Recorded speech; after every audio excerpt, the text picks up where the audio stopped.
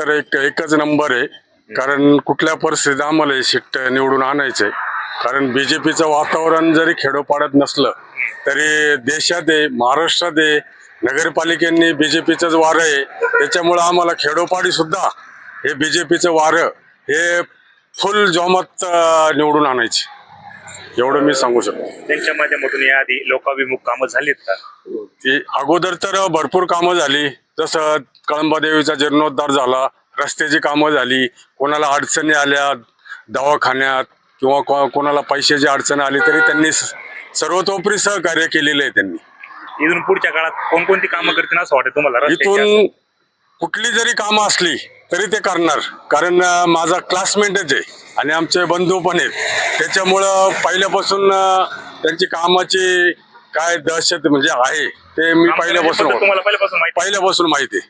ते एकदा घुसले का एखाद्या कामासाठी ते करणारच, 100% करणार. विजयाची खात्री वाटते? हा, विजयाची खात्री वाटते.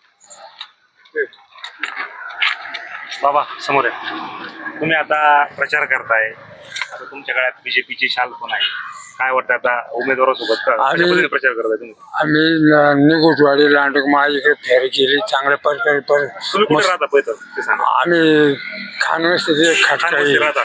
खानवस्तीमध्ये समस्या कोणकोणत्या आहेत?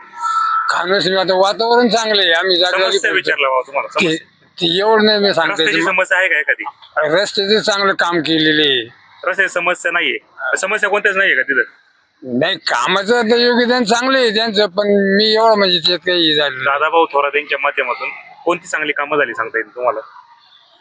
आता मी म्हणजे एवढं पाणी स्कीम वगैरे चांगल्या देवा धार्मिक मध्ये याच्यामध्ये चांगलं त्यांचा मोठा याचा सिंहाचा वाटा असतो याच्या